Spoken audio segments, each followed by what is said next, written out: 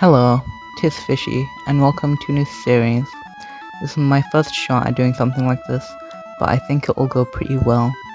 I've been watching a lot of music analysis videos, mainly 8-bit, Cadence Hero, and 12-tone, and as a K-squared fan, or more generally, just a Lapfox fan, I think it would be cool to analyze Squaredance. Now, I don't transcribe much, so I'll probably get a lot of things wrong. Feel free to correct any of my transcriptions in the comments. I also chose Squaredance to nostalgia bait people. Yeah, this is the Rainbow Tylenol album. Anyway, if you don't know what a Kitsune Squared is, then I guess I'll go over some stuff beforehand. If you already know, you can skip to this timestamp. Okay, so Kitsune Squared is an alias of Popular M. Essex, who mainly makes music, but also made some games. They make a lot of genres. You can look at all the aliases on the Lapfox Tracks wiki, but Kitsune Squared makes chiptune/chipcore music. Most people will know K-Squared from all the YT PMVs like Navas Your Ass, Rock My Emotions, Rainbow Tylenol, etc. They also had a podcast that's older than me. If you want my favorite alias, it's gonna be Bandetta. I love Bandetta. Anyway, intro over, let's get our hands dirty with track 1 of Squaredance, Intro. It starts with the bass playing the root of each chord, with a high pseudochord playing over it. Now when I mean pseudochord, I just mean a really fast arpeggio. The pseudochords in here don't actually have the third in them, and are just the root and fifth.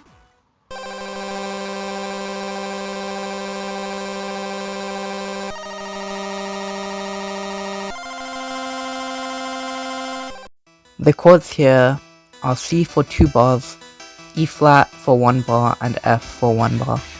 Because the track is actually in C major, the E flat is an example of modal interchange, or in other words, it borrows from another C scale, in this case C minor, and the F looping back to C is a plagal cadence.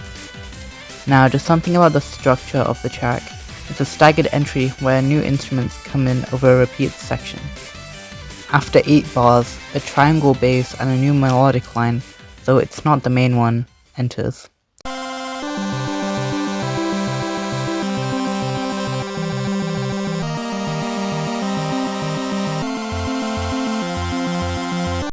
As you should be able to see, most of the melody is just chord tones.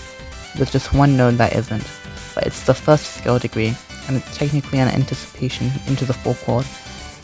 The bass was probably the hardest to transcribe because it's a fast barrage of 16th notes, and it's covered up by the melody. What's interesting to note here is that the bass does lead astray from the chords except for the 1 chord. In fact, the 1 is in the bass for all 3 chords. Now, the bass is not as loyal to the meter. It mostly uses figures that last 3 16th notes with one 4 16th note figure, just to make sure that it can still repeat after every 4 bars. Another 8 bars after they come in, the main melody finally arrives.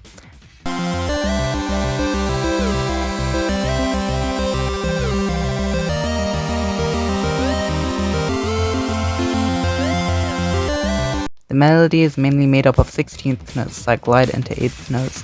The structure of the melody is an AABC structure.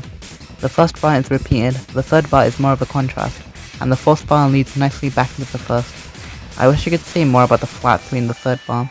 That's more a byproduct of the modal interchange. I think this structure goes quite well with the progression. I mean, it's got most of the same structure. The C lasts 2 bars, the E flat provides contrast, and the F leads nicely back into the C. There are 2 main motifs in the melody: scalar walks and jumps a 4th below. For example, the melody bridges each bar together with a 3-note walk up the scale, and the melody leads into the repeat with another walk, this time 4 notes down from the 4th scale degree. In the first 3 bars, the 1 jumps down a 4th below. In the 4th bar, the 4 jumps down a 4th below it, too. Another 8 bars after the melody appears, it's time to finish the track, and everyone except the main melody holds C, while the bass does some final figures, and then it pitches down into oblivion.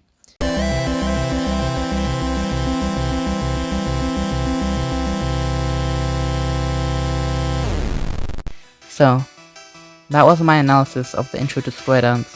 Let me know if you enjoyed this, because if I'm gonna do 30 more tracks, I may as well try to get people watching. Goodbye now.